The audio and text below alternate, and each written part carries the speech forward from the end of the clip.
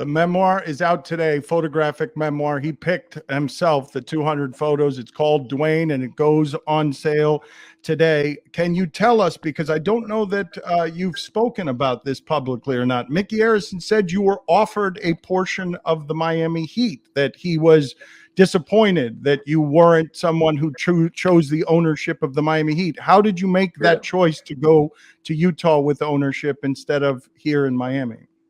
Yeah, obviously, whenever you're making a decision, whether it's business and it has some personal ties to it, it's going to be a tough emotional decision.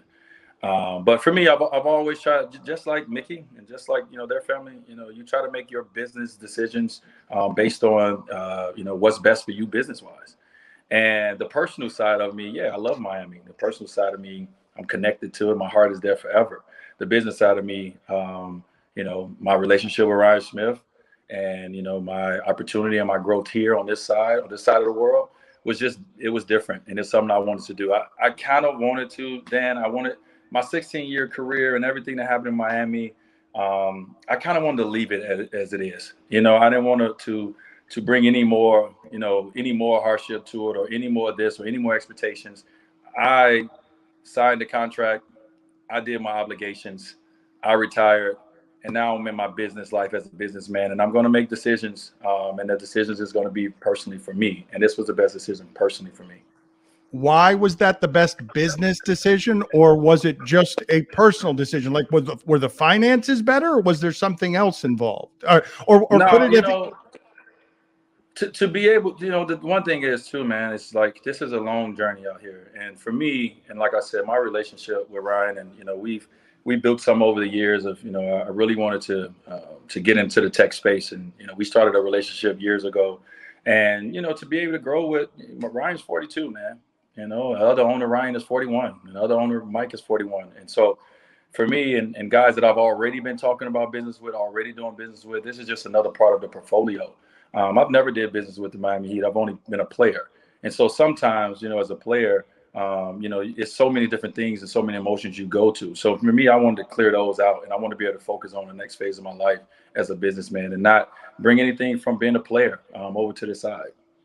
But you're a conqueror, and your wife's a bit of a conqueror. And I imagine as a power couple that you don't want a small percentage of a team for now. Like, you're also thinking, are you recruiting me? Is this a recruitment? Well, I feel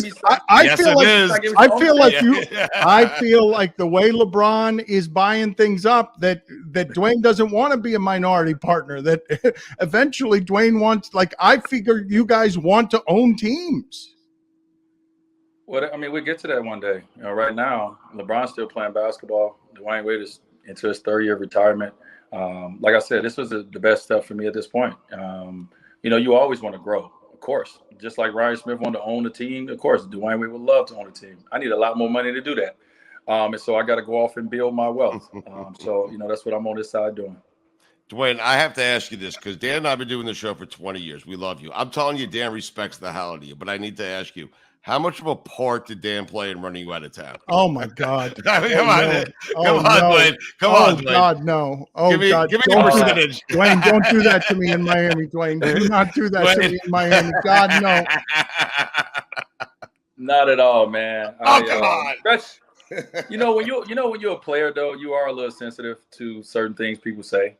And now that I'm on this side and I'm on the TV too. I don't. Dan is great. Dan has been actually pretty good to me. So I'm okay with it, man. I didn't leave Miami because of Dan. Dan ain't got that much power. Just a little though. Again, check out the memoir, photographic memoir. He has always had an eye for the artistic.